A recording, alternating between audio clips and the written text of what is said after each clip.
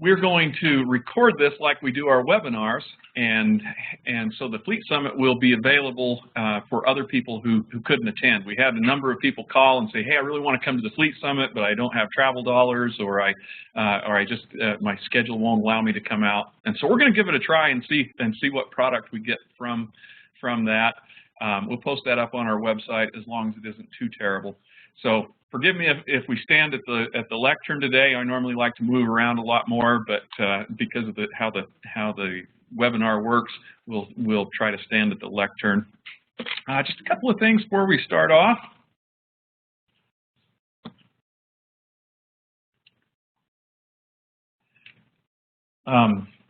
This is probably maybe the first time you've been in this room. If we do have to evacuate, you can go back the way we came, or we can go out this door right here and go directly. There's a stairwell that goes down. I think we've mostly wrapped our construction up. If we were on the north side of the building, we still got a little bit of concrete ripped up out there, but just be advised of that. For those of you who haven't been here before, restrooms are out in the rotunda area on both sides, both levels of the building. If you do need to get up and get something to eat, we've got tons of refreshments there. Please feel free to do that. We're going to do lunch today, have a box lunch, and we'll probably do that as a working lunch so we can move right along and get you back to your work. Just a little bit of a heads up as far as our upcoming events that we've got scheduled in the next couple of months. We'll be doing a couple of webinars on Monday. And the first one is our safety moment webinar. Those are those short ones for the frontline folks, and it goes right along with this Fleet Summit. We chose not to put this segment in the Fleet Summit so you didn't get doubled up, but it's on backing up safely. That's one of our most common causes of accidents that we have out there. I could take a poll around here and see who in here has ever backed into something, and it'd probably be a pretty good percentage of the people have done that. I'd even raise my hand on that, not recently. So we want to focus on that with the frontline people and encourage you to get all of your people to attend that. So that one will be on the 6th, on Monday at 7 and 9 a.m. And we also have another great one in our loss prevention series of webinars. We have guest speaker Brian Meyer from Uinta County. He's going to come in and talk about best practices for snow removal. We're rapidly coming on to that time of year when a lot of us will be dealing with snow removal, and it may be on a large scale like a county or a city removing snow, or it might be on a small scale where we have a district and we're just cleaning out the parking lot or our sidewalks to be able to get people in and out safely. We want to talk about safety that way. Can everybody hear me okay? Not loud enough? They're shaking their head in the back. I'll use a microphone if we need to. Also have a land use webinar on the 16th at 10 o'clock. And then our fall conference is coming up. We're getting right back into the swing of things on the 29th. And so any of these trainings are available on our website. And I clicked the button twice, and I shouldn't have done that. You'll notice that our website's changed up a little bit in the last month. Got a little bit different feel, but it's still really easy. Click on training, and it'll give you a list of all the upcoming training. Click on register, and then go right from there. Did everybody get a reminder email yesterday? I see a few people. I see some people saying no. We have an automated system that if you sign up through our website there, you should get an automated reminder the day before, like 24 hours before the class to remind you. That helps me. Sometimes I miss things if I don't do that. If you didn't get that, talk to me, and if you did sign in, because I want to work through that and make sure everybody's getting those updates. Today's program is focused, like we said, on fleets. And we're going to start out with Travis Garton. He's the manager of our member services department. He's going to talk. I keep clicking the button twice, and I did it again. He's going to talk about your auto schedules and talk about some of our losses and the experience that we've had. After that, I'll talk about managing drivers, managing CDL operators, and vehicles when it comes because many of us have to deal with commercial motor vehicles, whether we have CDL operators or not, and we'll talk about how to go about managing that. What are the legal requirements that we have to meet? After that, Doug Folsom will talk about driver selection how we appropriately manage our drivers, how we choose the right people to do the job, and it'll also talk about reasonable suspicion determinations for drug and alcohol use as it pertains to our drivers, and that's a DOT requirement if you have those CDL operators. And so we wanted to satisfy that requirement. Somewhere in all of that, we will have lunch. Any questions before we start out? All right. Thank you very much for your time. We'll turn the time over to Travis. This is Travis Garton, manager of the Member Services Department. Thanks, Jason. How's everyone doing? Excited to be here? All right, well, I just briefly want to talk about auto claims and how you can manage your schedules. It's always interesting to me to ask simple questions or have the membership get a feel and perspective of how many types of claims we have per category. So anyone want to take a stab at what this number represents? Any guesses? Number of auto claims since 2011, okay, 622. That's the amount that we've paid out in auto claims, just over $8 million. Now, what is interesting about this number is that is just auto liability, okay? So they're included. Can anyone tell me, well, let me ask the question. I don't know if we may have to do heads up, 7-up in this game if we get too high, but how many people in here have actually been in an auto accident claim during work? Anyone? One person? One person. Okay, so that's, more than one? Well, that's good. You guys are pretty good. So when you have an auto claim or just a simple auto accident that you might be liable for, that number does not represent, work comp. It doesn't represent property damage. It doesn't represent your own vehicle. This is simply auto liability. So if you wanted to add in work comp claims to that, work comp is the primary factor for losses. So if you actually have an auto claim while on the job, your work comp is what's going to take care of your injuries, even if the other person's at fault. So workers' compensation is always primary. After that, you've got your auto liability, which could include property damage or bodily injury. And then after that, you could still have a property claim. For example, just out here, about a month ago, I was here, I was the only one here. It was about 6 o'clock at night, and I went outside, stepped out here on the south side of the building, and noticed that there was a vehicle that was kind of parked over here on our grass, and it had just wiped out this whole side of the street. It knocked out our benches, it knocked out some signage, and now it's turning into a property claim, not an auto liability claim, because the person didn't have auto insurance. So a simple auto accident could really pertain to all types of insurance. So this $8 million is just auto liability. If we added it in on work comp, if we added it in property, if we added it in your own physical damage, that number would be well over about $12 million. And that's just in the last 3 years. So you can see the exposure that's there. So the average on every claim that we have, an auto accident claim, it's actually a little bit less here in for our membership than it is nationally. The national numbers would suggest it's about average auto accident claim is going to cost you about 20 grand. So we're performing a little bit better than the national average on that. But still, that's pretty high. If you just imagine having an auto liability claim, if your agency's involved in an auto accident, and this is you being at fault, generally speaking, on average, the membership is going to pay about $13,000 per claim.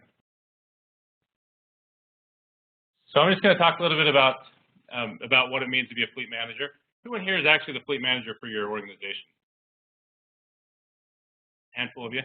Those ones that didn't raise their hand, is there somebody within your organization that actually is a designated fleet manager? Does everybody have one within their organization? Who doesn't? Raise your hand just so I can see.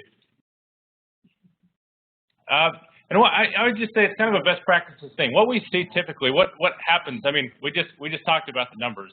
You can see the amount of claims we have. Just to give you an idea on property, how much property we insure, the trust insures over $4 billion in property in the state of Utah. That's a pretty substantial number. We found out 3 years ago when we did a very large property appraisal and auto review that 37% of all things our members own weren't insured.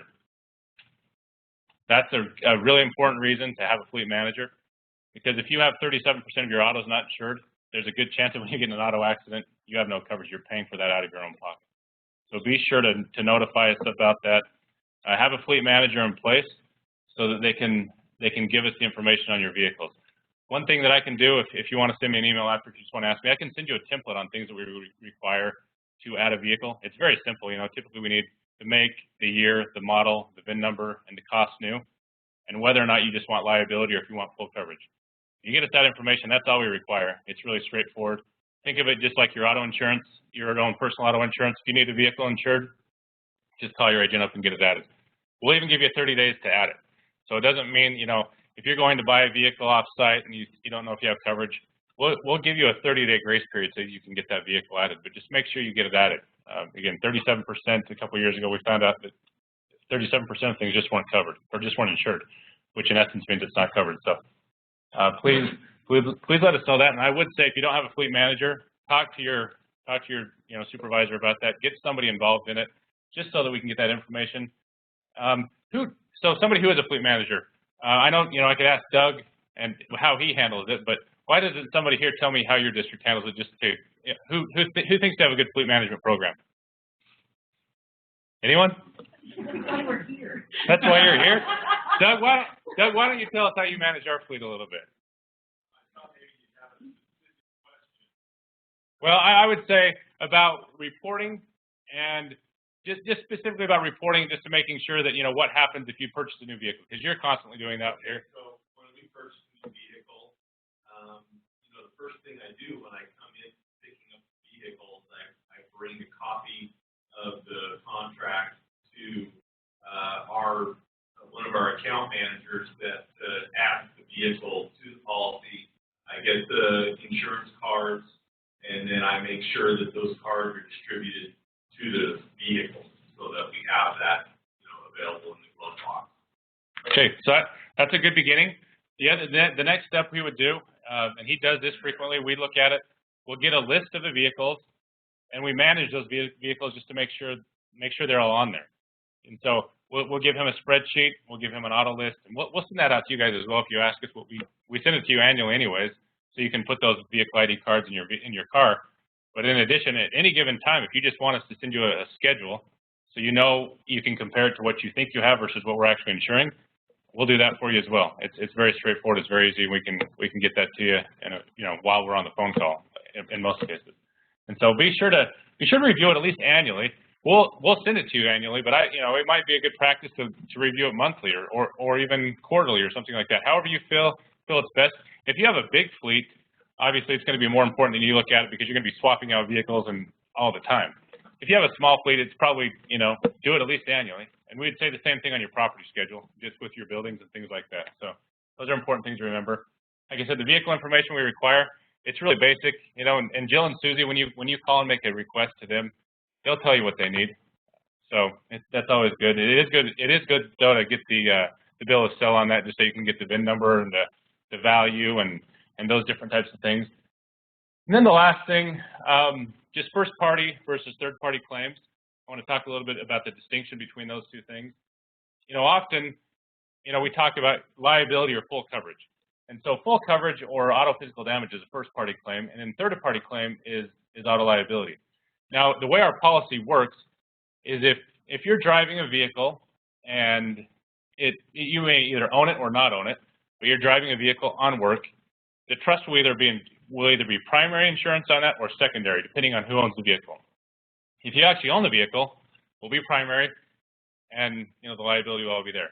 If, however, you're borrowing a vehicle, our policy would be secondary to whoever owns that vehicle. So if the claim were to exceed whatever limit that first party coverage is, then our policy would kick in to back up as a backstop to that primary policy. Travis, could you give an example of borrowing a vehicle? What would that mean? Borrowing a vehicle could potentially mean that you're out on business and maybe you flew in here today. Maybe you came from St. George and you had to get a flight in and you rented a vehicle from a rent-a-car. Now, generally speaking, in that situation we'd be primary because there isn't any primary insurance. But I mean, the best example would probably be maybe you're just you have a leased vehicle or a borrowed vehicle in an accident. So you get your autos. Maybe you're in an accident and your primary vehicle that you use for work purposes is in an accident. So you get that vehicle. Someone else would lend you a vehicle, and that lended vehicle is now a secondary vehicle. It's not your primary vehicle that you're using. So that's probably the best example. In most situations, though, if you are borrowing a vehicle and it's just simply a rented vehicle, our policy is going to be primary on that. So that would be, yeah.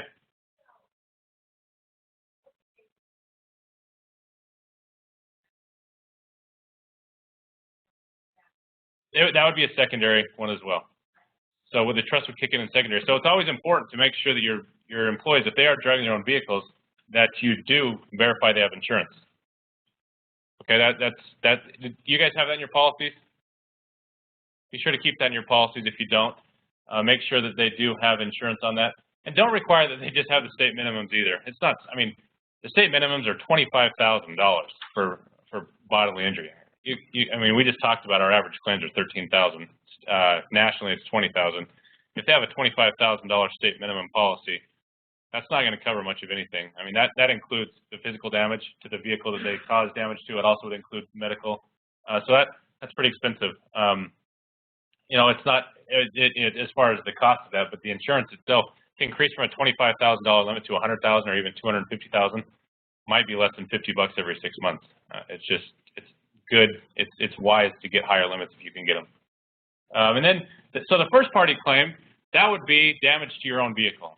And a lot of you will say, well, I do or don't want coverage for that. If you cause an accident, do you want your vehicle covered? Well, then you need to request that we add auto physical damage to that, and you would pay a deductible to get your vehicle covered. If you're damaging somebody else's vehicle, that's the third party, and we'll pick that up if you're insured through us on your liability side. So that's kind of the distinction between those two. First party claims, that covers your own property. Third party, that covers the property or the bodily injury to the person you hit, or property you damaged. So that's kind of just a brief overview of how the coverage works. Our policy is very broad in the fact that we don't have a specific auto liability policy. It's all encompassed into our general liability policy, and we have a lot of different things that it covers automatically. But if you ever have a question as to how coverage works, give me a call. We can go review all that and just make sure that you're getting the coverage that you want and really what you're expecting it to be. So, any other questions? All right, thanks. What about vehicle identification? So it's just the. Yeah. Do you send those? How do you send those? So what generally happens on that is if you actually make a change to a vehicle, we will send that vehicle ID card to you right away. Generally speaking, if you make a change that day, you'll probably get the vehicle card via email, or we'll send it to you in the mail. And I'm sure they're going to talk about these packets, but you'll get a pack. Has everyone received these packets? Most of you, probably. And they'll have your vehicle ID card in them. And Jill and Susie, anytime you add a vehicle, they'll send you out a new one so you can put that in the vehicle. But that's basically how that would work. Okay, great. Thanks, Scott.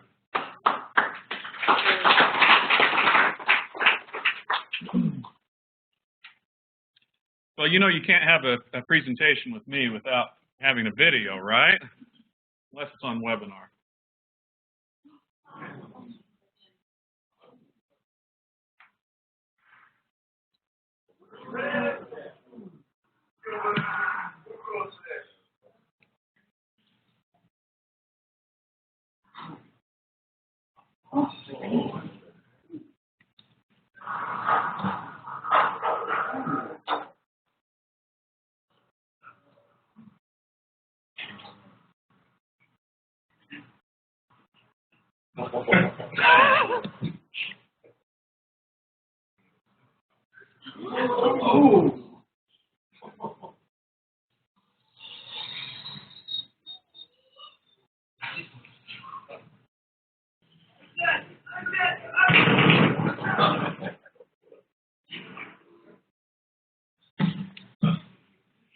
You ever get nervous about all those people you've got out driving in the vehicles around? You ever think about what are they doing out there each and every day? Are they being safe? Are they driving like some of these people that I show in these videos? What type of equipment are we using out there? We have some pretty strange stuff, right? I think of the vac trucks and jet trucks and some of the different apparatus that when fire apparatus and all these things, it's not your standard stuff. And it's something out there that would make me a little bit nervous if I were fleet manager over this organization. How about just the trust? You know, here we've got about 16 employees. Good percentage of those people put a lot of miles on each year because we're out visiting you and doing different tasks around the state. We put a lot of miles on. Is that a big risk for us? That's our primary risk at the trust. And besides all the stuff that you do, our primary risk for what we do is driving. And did anybody watch our webinar last week that we did on safety committee? We watched that one. We talked about a near miss that we had that could have been a fatality. It was one of our coworkers was driving along and faced a car coming out from behind a semi at a high rate of speed. This person was going along at the speed limit, which was 65 miles per hour. Car came out directly with just a few milliseconds to be able to make a decision, and it would have been a head-on at two vehicles at minimum of 65 miles per hour each. Probably would have been a fatality. But this coworker just been through defensive driving training and knew how to face this hazard, this danger that was coming, and took the appropriate actions quickly. Got safely off the side of the road. We ended up with a little bit of damage to the vehicle because they hit a reflector and knocked the badge off the front of the car and cracked the license plate cover. So very minor damage that could have been a fatality. So we take this seriously, and that's part of the reason why we have the Fleet Summit. So why do we do it? Well, it's a major source of loss. Travis has talked about the dollars that we see, the sheer number of claims that we see out there. But the reality of things are people die.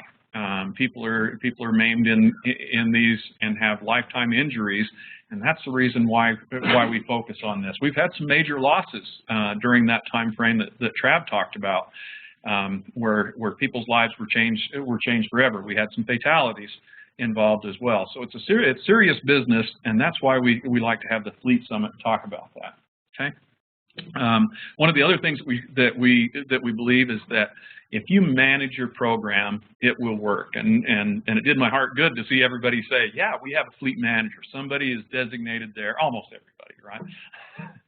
we have somebody there that is responsible for that. Like I said, we're a small organization here at the Trust. We've got 16 employees and a small fleet of cars. But we have Doug designated as the fleet manager to make sure that at the end of the day, there's one person that's accountable for those vehicles and how they're operated. So that's why we do the Fleet Summit, and we hope everybody can take something from this today.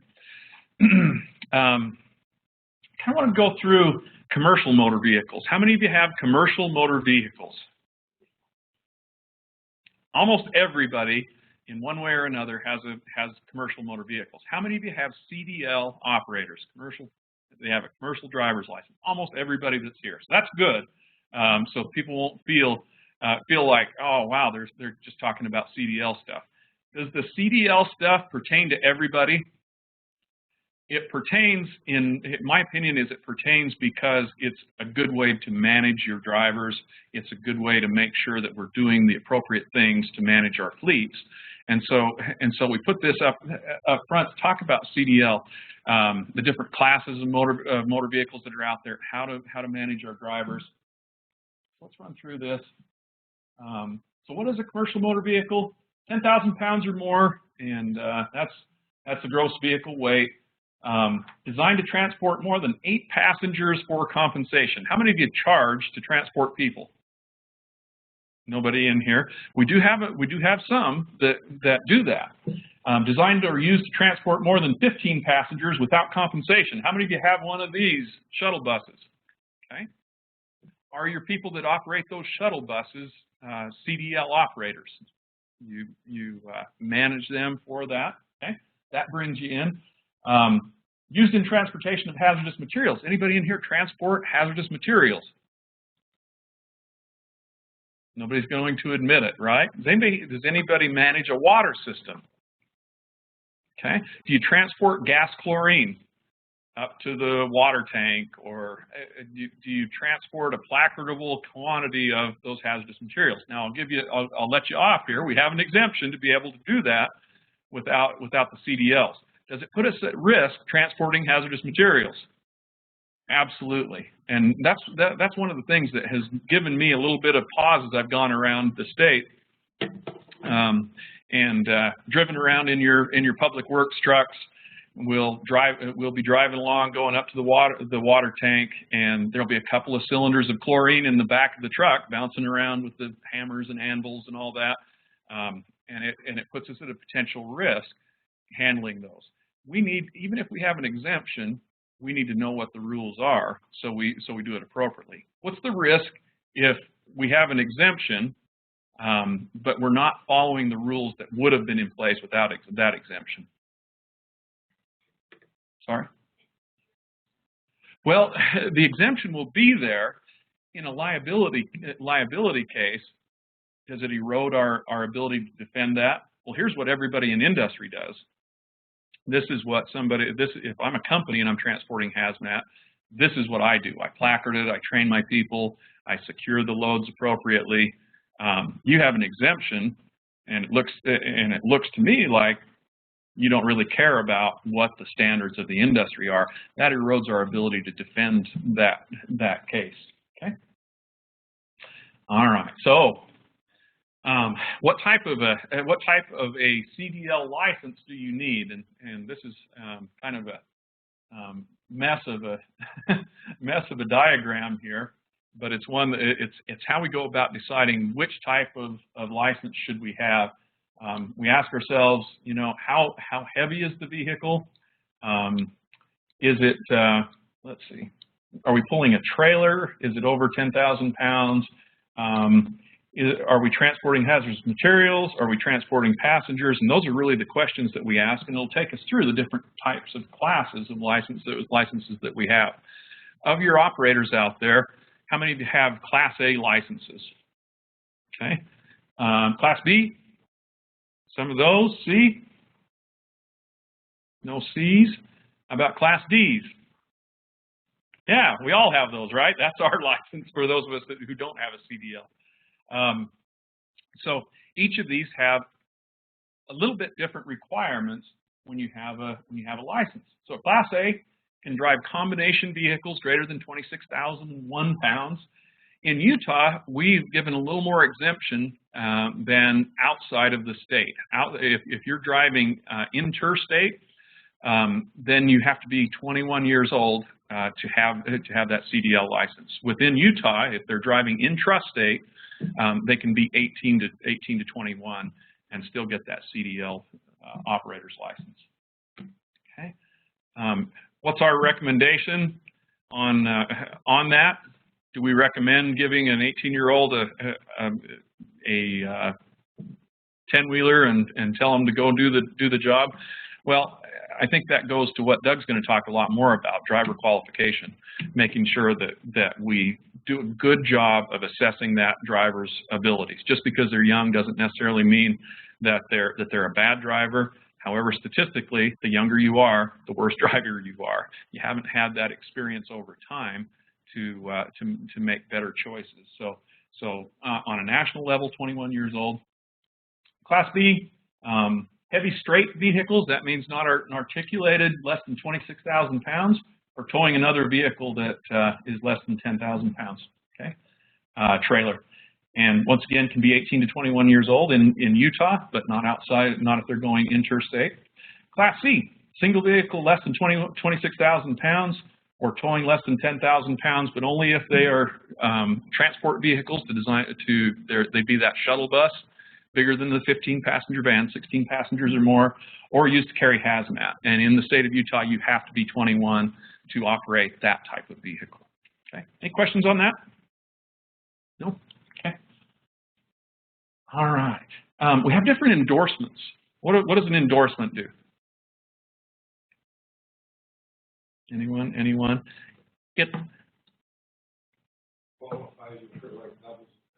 Yeah, we can do things that your standard license won't allow you to do. if we add these endorsements. And some require just a simple test. I think majority of those were like a 20 question test. However, others require a practical exam as well. So if you do hazmat, this X, hazardous materials in hazmat, then you also have to have a background check that's done through the TSA to make sure that you're not going to haul that hazmat somewhere and hurt people with it. Okay. Oh, I'm going to go back and talk about this. What type of vehicle is this? What do they call that? Water truck, or this one's painted red. So what do we call it if it's painted red? It's a tender, right? Water tender. And what's their purpose? Haul water out to the fire engines in areas where they don't have a hydrant. Okay. Why do I put that picture on here? How many of you have fire departments? A few of you in here have fire departments. That's the most dangerous vehicle in your fire department's fleet. Why? You're shaking your head. Because it moves. It moves and it keeps moving, right? Yeah.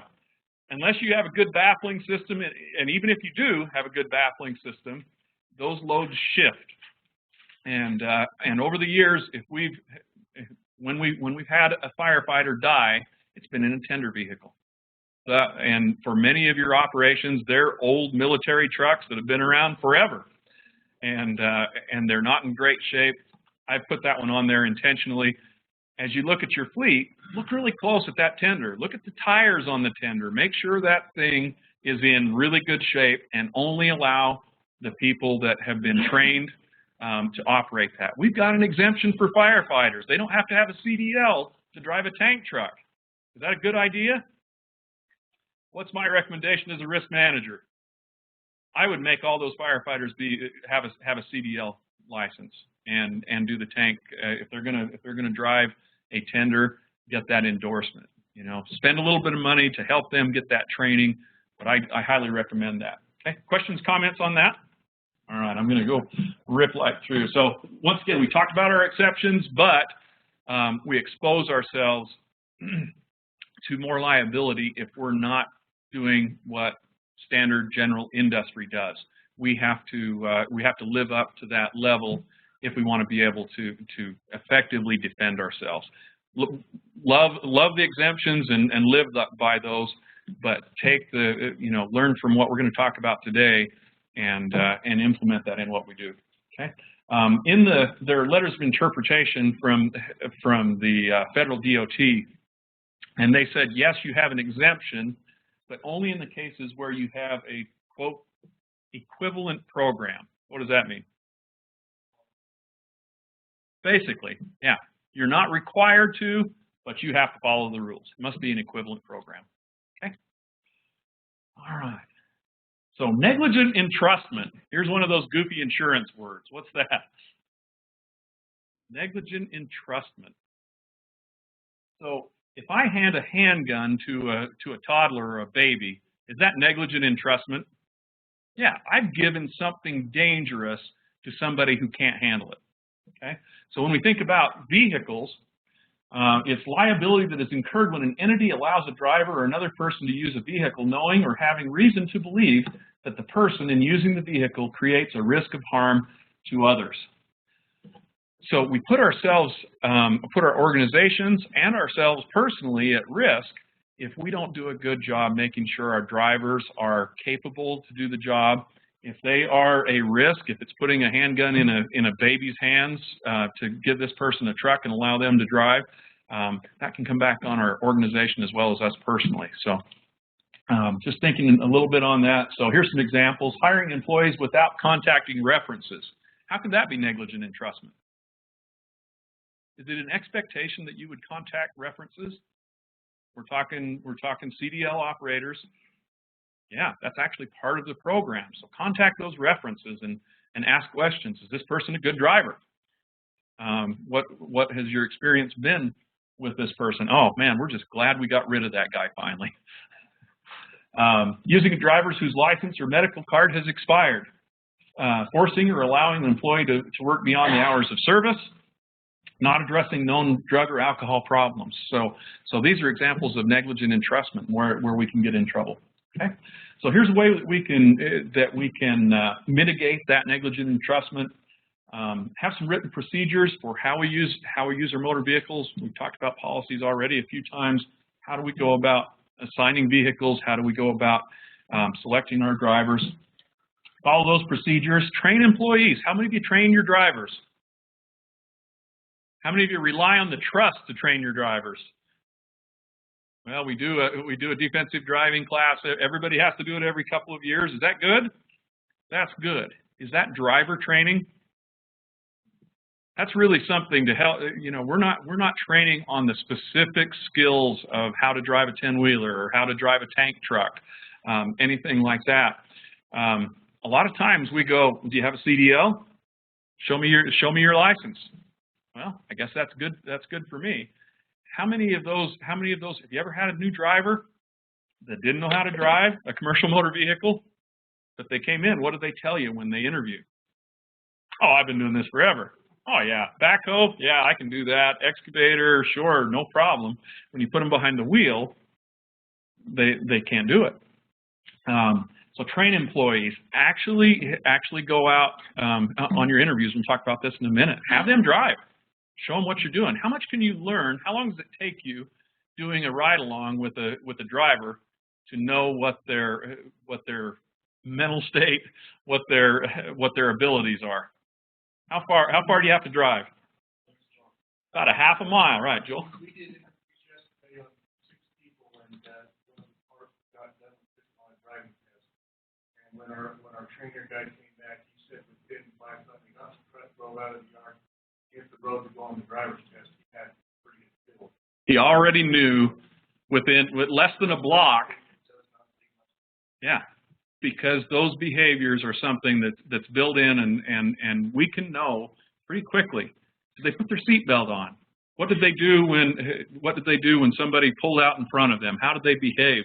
We can learn a lot from just a few miles behind the wheel. So, an established fleet safety program to select, train, and supervise drivers. How many times have you supervised? How many times have you done a disciplinary procedure on a driver?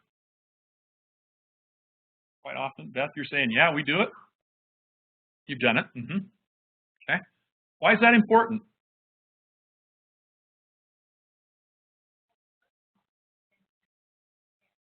Yeah.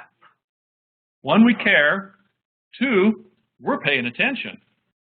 Our supervisors are out there. Hey, I noticed this, and it may not be a punitive thing to start with. Hey, I noticed you rolled through a stop sign, or you're backing. You didn't back into your space, or you didn't have a spotter. If we're out there and we talk to those drivers about that, what's the chances they're going to do things right? I mean, it goes way up because they know, hey, my boss is watching. That's important to my boss, so it's important to me. So, yeah. Can I ask a question on the fleet safety program? Yeah. We have an accident review board that reviews every accident, but my public safety and my roads department are telling me there's an industry standard for accidents because they drive more than everybody else. Yeah. They want to look at that, but I want to look at every accident and say you're at fault or not. Yeah, absolutely. And that's something we'll talk about. But absolutely, we want you to look at every accident and near miss. How many near misses are going to be reported? That's a little bit tougher to collect that information because sometimes people are like, I made it through that one alive. I don't want anybody to know about that. Hopefully we have a culture developed where people will bring that forward. But yeah, we want every incident reported there. How's our accident rate compared to industry? Our accident rate in general is higher than the industry standard. However, our drivers have fewer violations. Doug will talk about that, but why do you think that is? Now we'll let Doug talk about that. Did Doug leave? I don't want to poach any of his material there, but yeah, absolutely. We want you to be looking at every one of those incidents because Well, and we did this on our live safety committee meeting. We talked about this near head-on collision that we had. Why do we want to look at that? Employee's alive. We had a little bit of property damage that is not going to cost a lot. Why do you want to look at it? This employee said, he said, if that were my kids driving where I was, they'd be dead right now. He says the only reason I'm alive is because I knew the skill. I'd just been through the class. And so we asked ourselves the question of trust. Has everybody at the trust been through that defensive driving course? Everybody that's actively driving, has everybody been there? Guess what we found out? Not everybody did. We hosted the course here at the trust in June, and invited all of our employees to come to the class, but they didn't all make it. So now we're sending out invitations for them at the next class that we do to make sure that they've gone through that. And because something like a near miss can tell us, hey, here's a hole in your procedure. All right, questions, comments? All right, insurance limits. I'm not going to go through those in detail at all. Our coverage meets these levels. If you don't have the auto coverage with the trust, make sure that you've got adequate limits. These are federal limits that are imposed on motor carriers.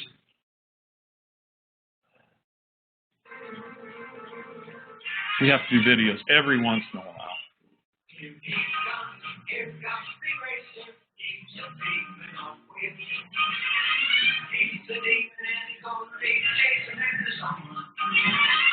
That guy's the reason why you can't drive your own car into the lube shop anymore. All right.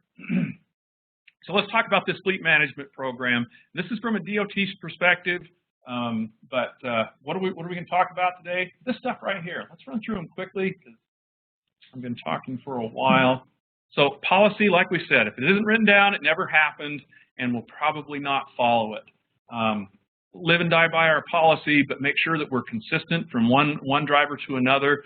We send out a boilerplate on a driver qualification policy. We try to leave that one fairly broad to allow you to determine what the details are. Some people have, well, I want to have zero tolerance for whatever it is, DUI. I don't want anybody that has had a DUI. Well, we ask ourselves the question, somebody that had a DUI 10 years ago, still on their record, but they're, have not had a violation or an accident since that time, are they maybe still a good employee? Sure. And so I think we need to give ourselves some latitude there. But once we have the policy in place, we need to be consistent with how we enforce that. So driver responsibilities, they have significant responsibility. Who is in command of that vehicle? The driver is. They take that responsibility upon themselves, and if they do something illegal and hazardous, they can face legal consequences personally as well. But they have the responsibility to check and maintain their vehicles. That's not the fleet manager. The fleet manager may have some checks that person does, but ultimately it comes down to the driver. All the rules and regulations that you've set in place. Maintain a good driving record, and drive defensively and courteously. A lot of you have taken part in our driver qualification program over the last year. Have people started to take an active role in their driving record now? It's been amazing to watch that, and Doug will talk about that a little bit more later. This is one that a regulation that came through the DOT regulations about, let's see, 3 years ago, where they banned texting and using cell phones while driving, with the exception of answering a call where you don't have to take your hands from the wheel. Now in Utah, what's the law? We basically mirrored this law. No texting whatsoever, and you can use your phone to do what? You can answer a call, but you cannot dial a call. You can't place that out. How many of you have policies in place for electronics use in your vehicles? What do they say? None at all. Okay, and some will vary that, but that's great. We do have some exemptions. exemptions in there, particularly for law enforcement and some local government use there for calls.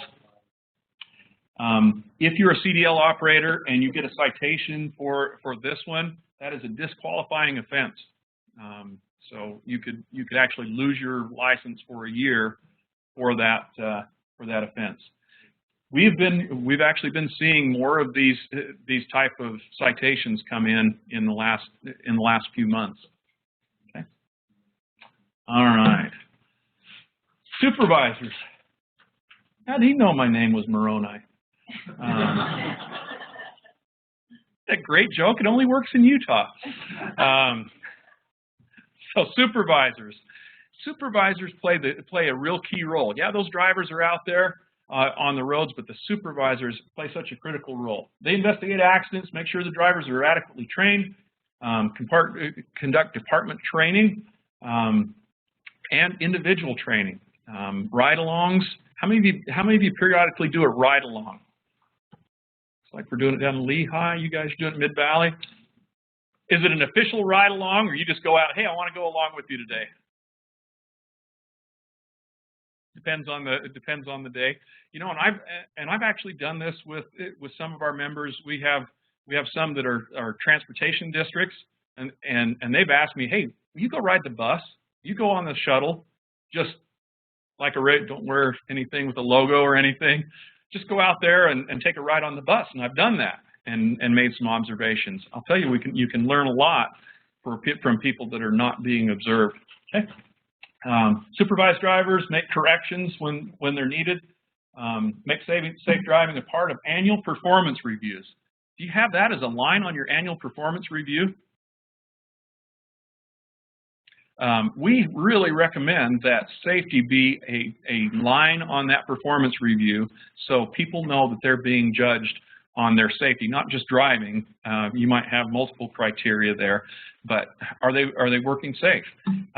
Highly recommend that you do that. So everybody knows at the end of the year, if I get a raise, safety has something to do with that. Okay. All right. Management responsibility. Back up the safety initiatives that we have, even if that means people don't get places as quickly as they might other times. Qualified drivers, verify that training is complete, facilitate accident review and the follow-up from that review, identify the root causes and then put corrective actions in place. So the most important job of the supervisor of your organization is to make sure that we have the right drivers behind the wheel. Because we can have a lot of programs in place but if the wrong person's behind the wheel, they may not be effective. What are you laughing at? I knew she was worried. She was laughing about the Idaho plate. I could feel it.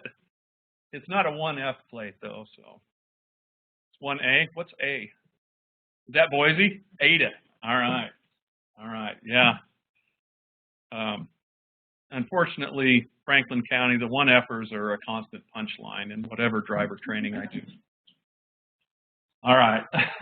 So drivers, when we're doing this selection for a CDL operator, they need to be in good health, have a valid medical certification, and there's some changes that have happened to that.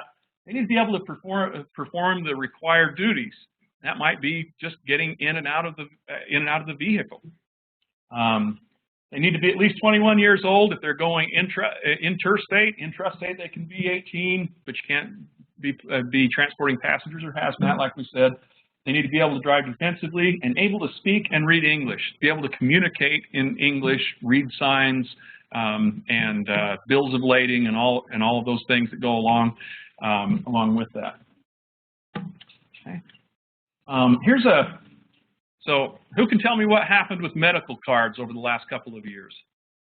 In the past, your drivers have had to have an examination and have a valid medical card that says that they're medically able to drive a vehicle, that there's nothing in their health that could hinder them from driving a commercial vehicle. What happened in the last couple of years? Anybody? Gone from a system where they maintained it to something that's a little more hands-on. You have to go to a designated author. I can't remember the word they used. It's a designated driver, and you can go to the federal DOT page. I can put that stuff out there as well if you're interested. They have to be a designated provider. Apparently, they had some issues with doctors that were just signing off medical cards without really doing the examination. And so as they went back and investigated accidents that happened, they found that, hey, this person had out of control diabetes, and they were having some real vision issues, and the doctor signed them off anyway. So they tightened that up, and it's gone to be a state-run system. So what did your drivers have to do with their medical cards as of January 30th? Yeah. So they had to submit a copy of their medical card to the driver's license division, along with what? A certification statement. So it's a medical self-certification to the driver's license division by January 30th, or they downgrade to just a regular Class D operator's license. Many of you, as you've gotten our driver qualification reports, had people that had denied licenses, and they were a big percentage of those people were CDL operators, and this is the reason why a lot of those licenses were denied.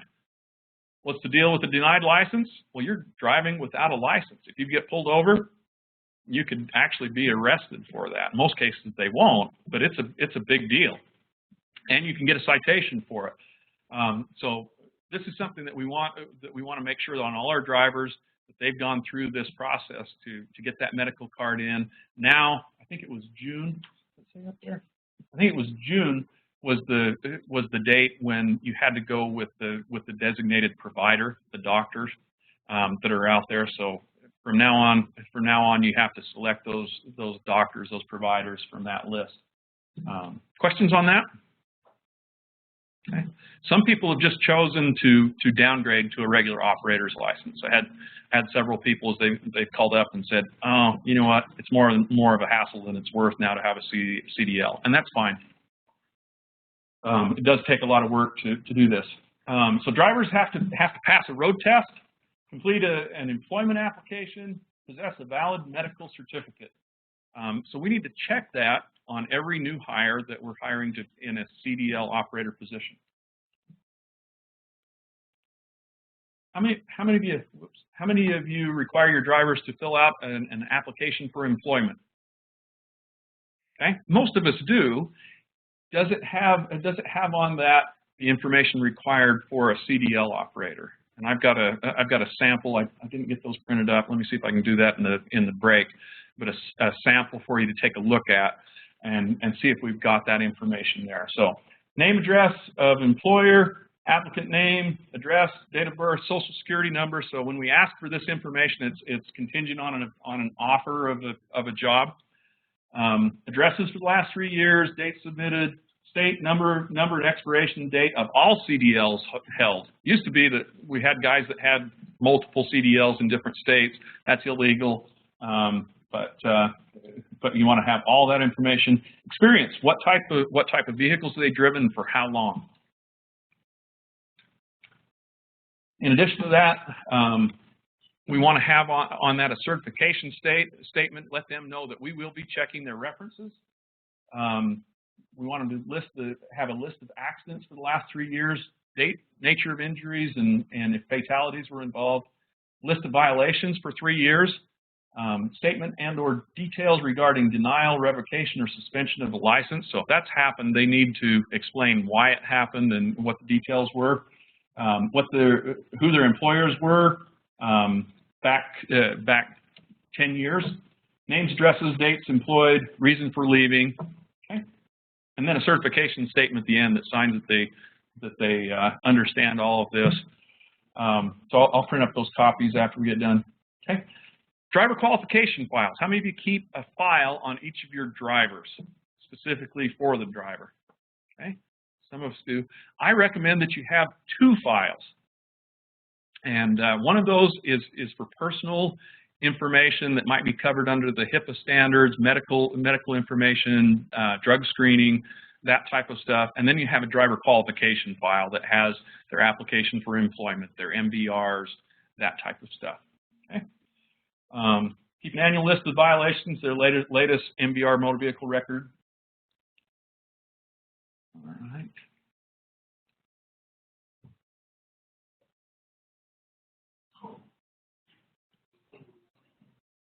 Oops. Okay.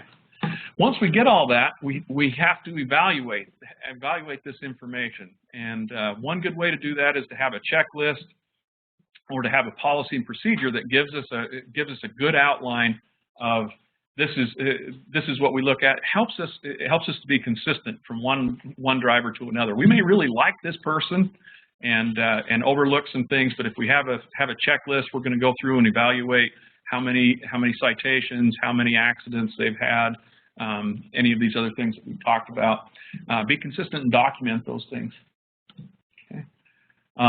Here's some unacceptable driving records within five-year history. This is for a CDL operator. DUI, drug-related convictions, careless driving, chemical test refusal, driving after suspension or revocation, false accident report, vehicular homicide, fleeing or eluding a police officer, leaving the scene of an accident, passing a stopped school bus, reckless driving, speeding 15 miles per hour over the speed limit. Some of those are, within the realm of possibilities. Hopefully we don't have vehicular homicide or those type of things on there, but these are the things that we should be looking for. So disqualification, yeah. On the DUI. Uh-huh. I know that can stay on a record for 10 years. 10 years. Mm-hmm. When we're doing our background check, is there a time limit that We kind of leave that up to you. If somebody's had a DUI 3 months ago, is that an issue?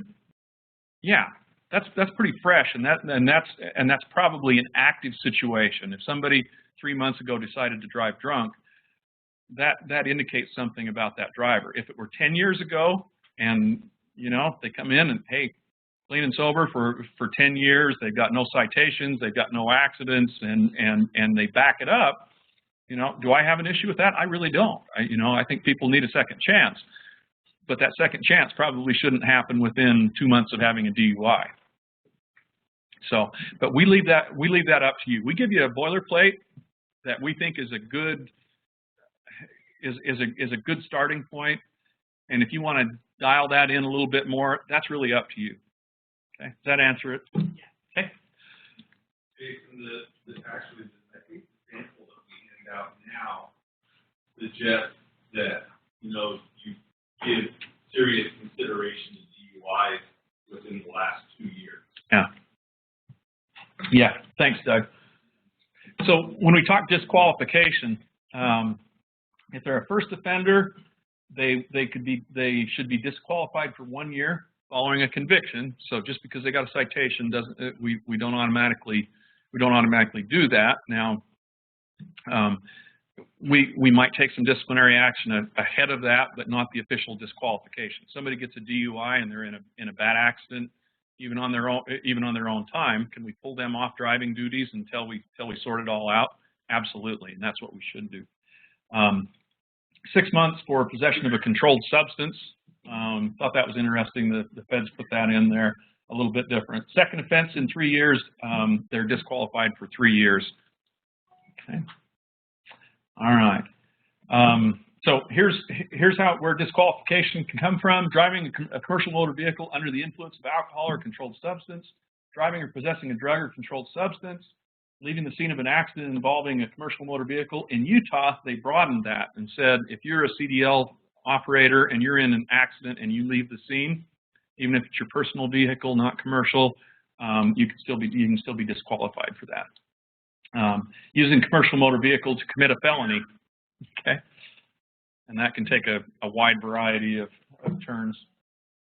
Okay, using a commercial motor vehicle to violate an out of service order. So we've got a vehicle that the mechanic has taken out of service, and they go out there. They know that it's out of service, but I got to get the job done. You can actually be disqualified from your license for that. Using commercial motor vehicle to violate railroad highway grade crossing rule. Okay, so if you're hauling hazmat or a school bus and you blow through the railroad crossing without stopping, that's reason for disqualification. Chemical test refusal. Oh, let's see. Failure to provide reasonable assistance after an injury accident. What do you think about that?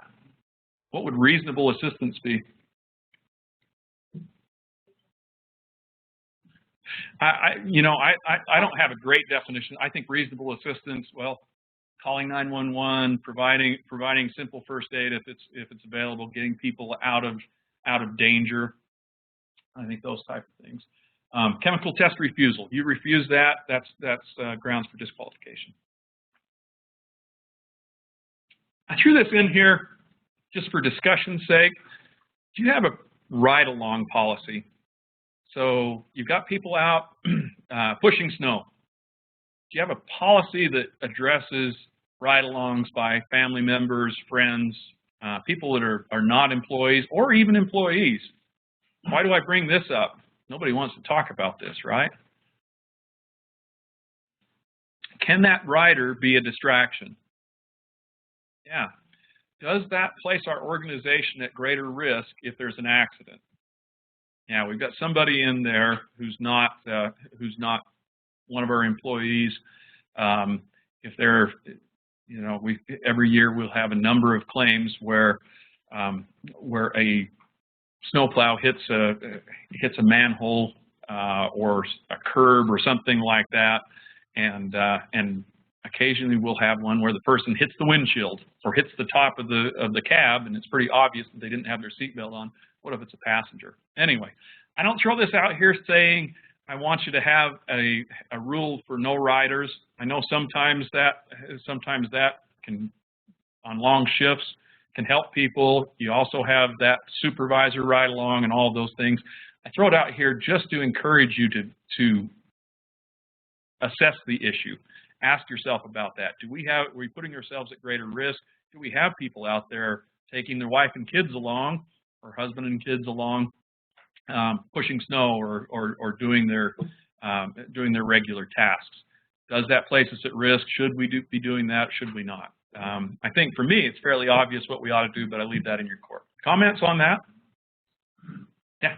We go through this and talk about it every year. We always have a couple of them bring up, what if I find somebody out there broke down? Permissible. We don't want to have somebody else riding in the vehicle. We just add somebody, leave them out 30 miles from anybody. We pick one to take it, Yeah. Use good discretion, don't be picking on hitchhikers. Yeah. But you can't. You drive away and leave some guy out there stranded. Yeah. And I think those are good questions to ask. Can you do you have cell service? Can you make a call and get law enforcement there in a reasonable time frame? The hitchhiker provision, what about that type of thing? Our good buddy Lance, I think he'd pick up a hitchhiker anywhere he was out there. And so we sat and said, it's probably not the best idea to pick up the guy with bloodstains all over his clothes. No. But yeah, I think those are great discussions to have, and we don't give hard and fast rules, but I think they're things that we should admit that they could be a risk to us, and so we should look at that policy. Anybody else? Question, comment on that? Yeah. So are non-employees covered? Here's the Trav left. Coverage questions always get me in trouble. So here's the potential situation there. They're not an employee. If they're a volunteer or an employee, they're covered under workers' compensation. So in that situation, it would change from a workers' comp injury to potentially a general liability injury. What's the difference? We can control workers' comp claims a lot better than we can a general liability claim. They can be a lot more expensive and a lot harder to control the costs. So does that answer? Yeah. All right. Driver training, we talked about this already. Do some documented annual training. How does that help us?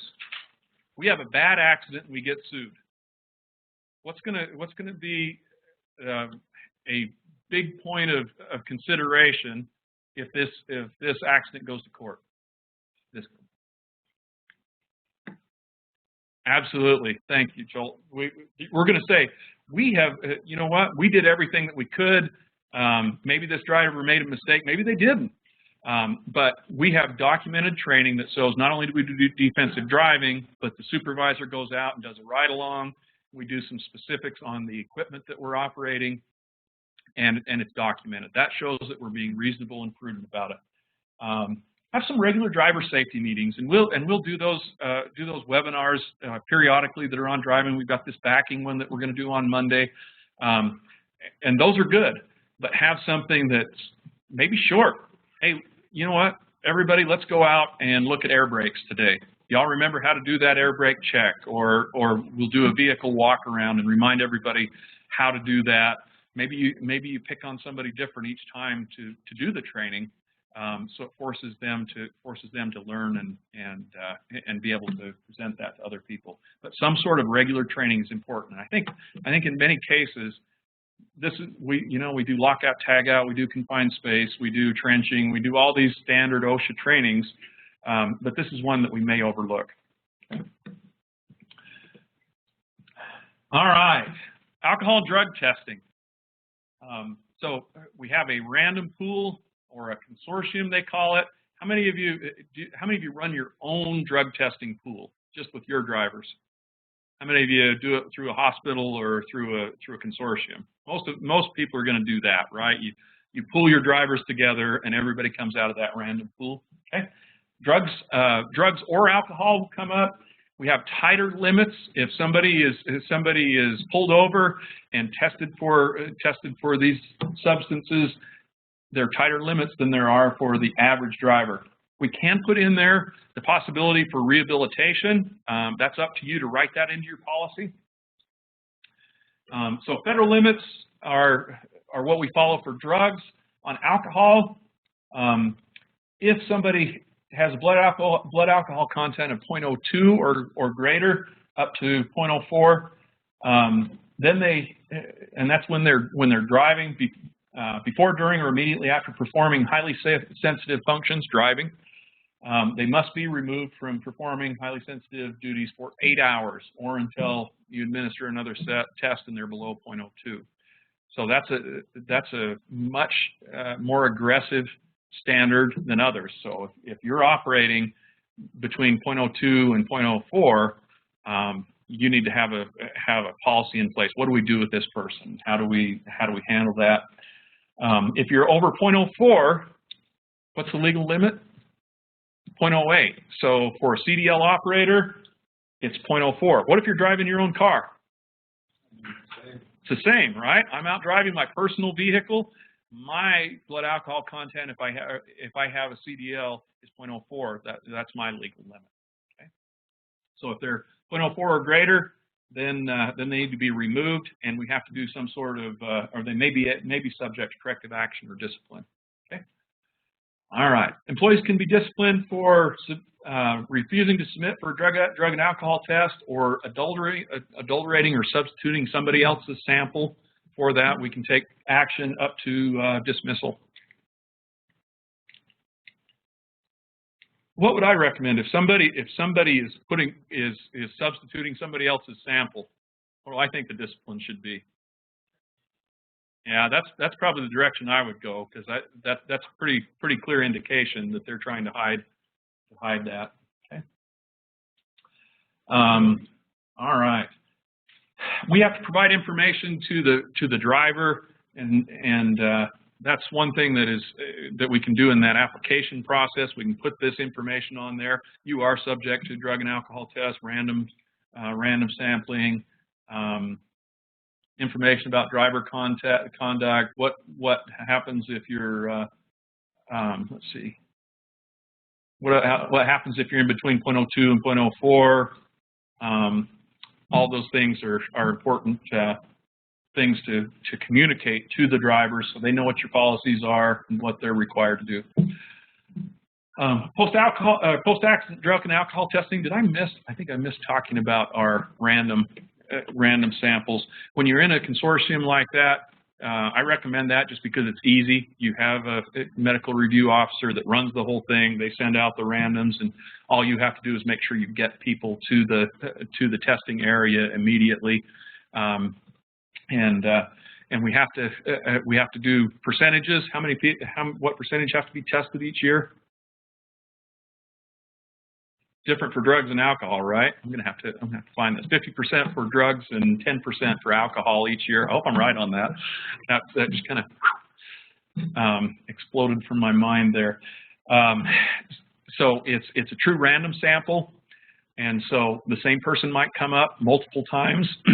I used to, when I was managing this type of a system, I had this guy.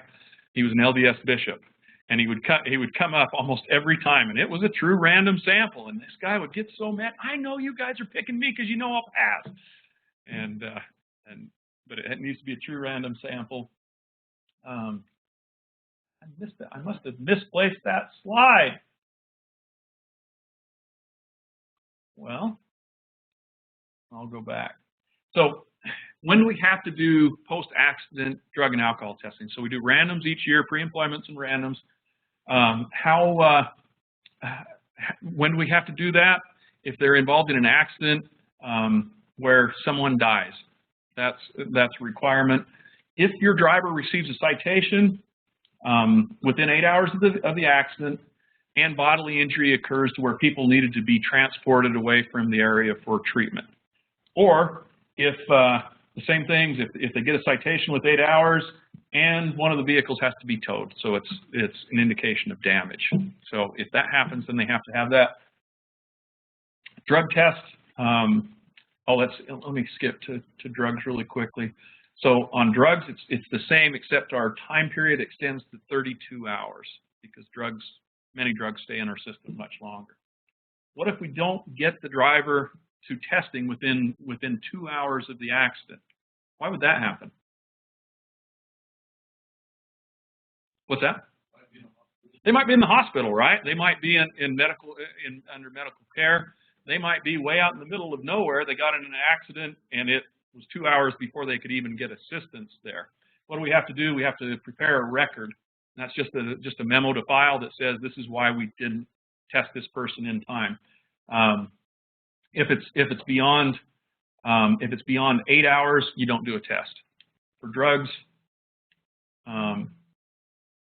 let's see, let's go back right here. If they've not submitted within the 32 hours, don't take a test and prepare a record. Okay. All right. We don't have to, these accidents don't count towards CDL drug testing. If they fall out of the truck when they're getting in or out, if they're loading something and they hurt their back and have to have this medical treatment, if they're driving a vehicle that's not a commercial motor vehicle and they're in that accident, then these don't apply. Okay. Yeah.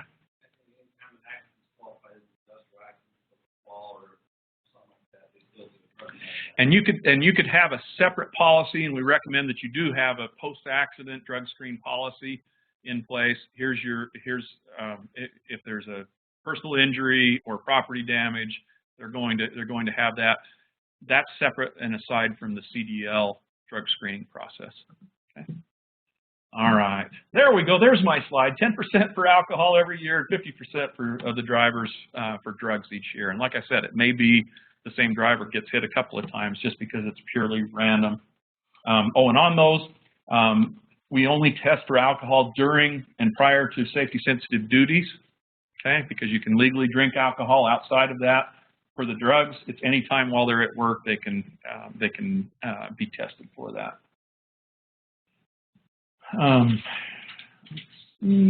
We only put covered employees in there, so if they're not actively driving, don't put the other staff in there, and that can put us at risk if we're testing non-safety sensitive positions there. Don't put them in the random pool. All right. If somebody's driving for two different companies, they're driving for you, and then they drive for a trucking company on the weekends, they're in both random pools. Okay. All right.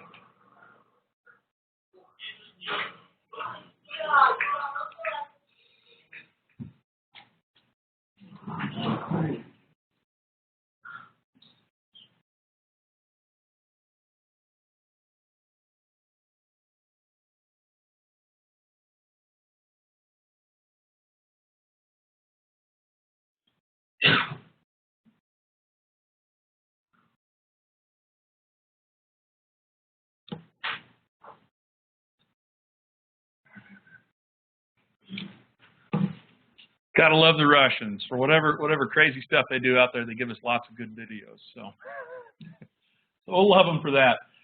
So accident reporting, investigation, review, make sure that we have a written procedure, that all accidents are reported, near misses are reported, and like you said, that we go through and review those, come up with the root cause.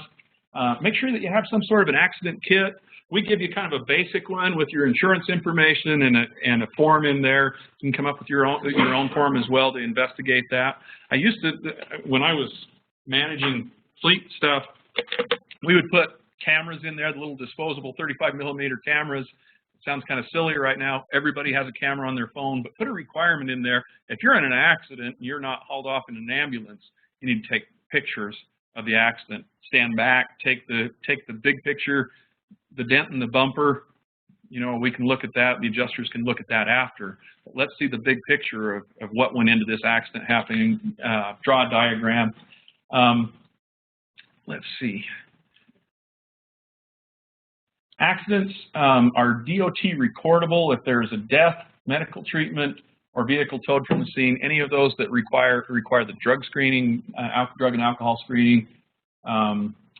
You need to keep a register, a roster of those accidents that have happened, and that needs to go back for 3 years.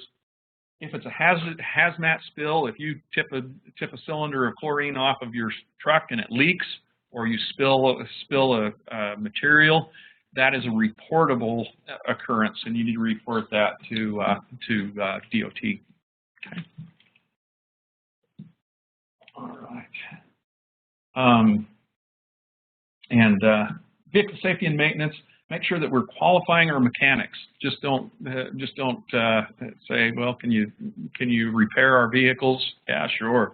Look for certifications and qualify them. Make sure that they're qualified to adjust air brakes.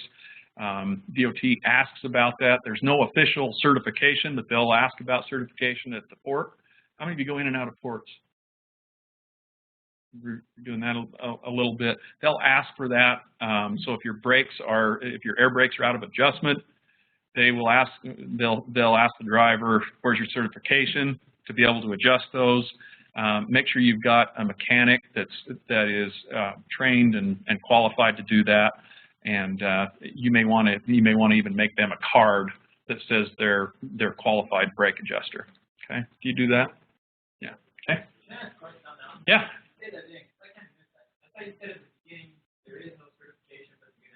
Yep. That's exactly what I said.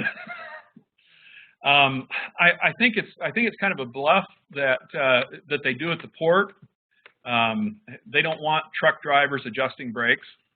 You know, they don't want the average guy because you need to know what you're doing to adjust those, or it can be catastrophic.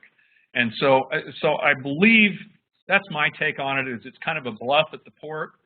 But if you're going to send a mechanic out there, is that your take on it too? If you're going to send a mechanic out there, I would have a card that says this person is certified or this person is qualified brake adjuster to be able to do that. I wouldn't give your drivers that card, you know, unless they've gone through some training. We did that course, and tell me as we go to break if you're interested in having that again. We brought in some people to provide that training in years past. If you're interested in that, I'm sure we'd be happy to bring that in if you wanted to bring your mechanics in to go through that. They bring in a full mock-up and go through the adjustment. Okay, that good. Out of service, do we have a procedure for taking a vehicle out of service? How do we render it inoperable? Is it pull the keys? Do we have a tag system to make sure somebody doesn't grab that and go? Pre-trip and post-trip inspections. Do we check our drivers to make sure those inspections are happening? And do we sometimes do a spot check and say, tell me about air brakes. Tell me what we look at. Tell me about your, well, I lost the term. What's the final pressure? What's the, you good DOT people on air brakes? I can't remember what the check's called where you do the air pressure checks. Test them on that. Most people learn that just long enough to pass the test, and then they don't go back. Air brakes are life and death. Keep a folder on each vehicle. Maintenance, that's going to come back. If we ever have an accident, those will be records that the plaintiff attorneys will look for. But that's what we can use to defend ourselves. Yes, we do regular maintenance. We do the right things. Repair orders, if we take it to the shop, keep all of those repair orders and what happened in that vehicle history folder. Shop log, so the mechanic tracks what that person's doing day in, day out, so we can show, yeah, we do this, we maintain our vehicles all the time. Okay. Let's see, final air brake check. I was pretty close. Test them on that.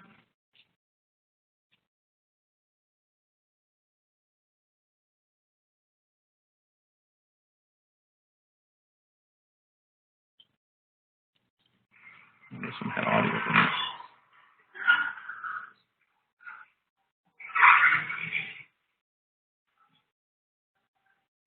it. Those are acetylene cylinders.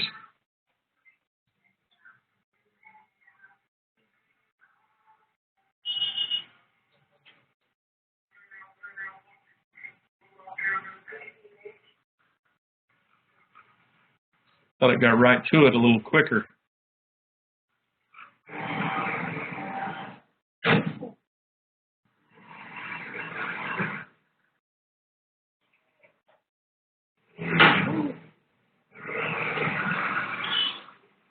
So something as simple as an acetylene bottle can become a very exciting day, right? This goes on for a while, and a few of the bottles take off and fly away. So what about hazmat? Whoops, two clicks.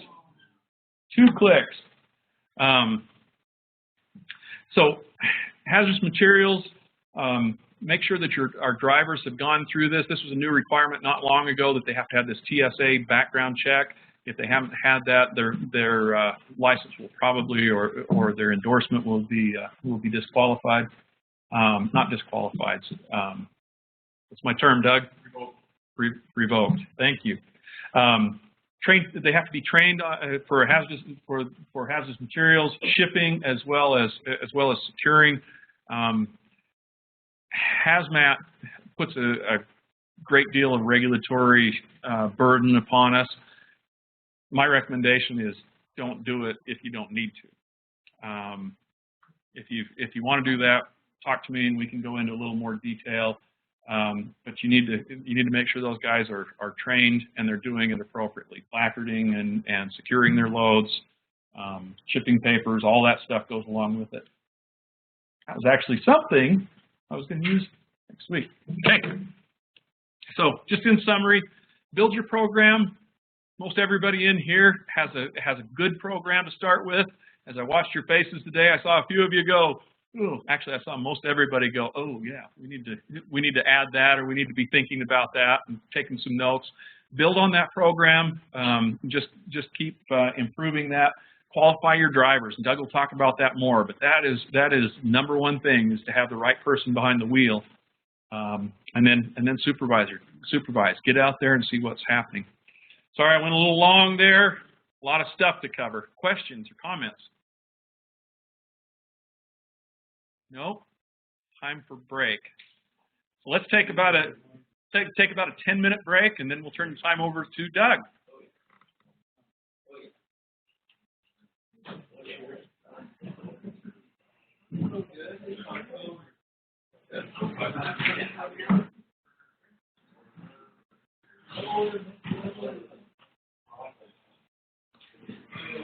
I'm going to turn this. There it is. I'm ready for a nap now. Me too.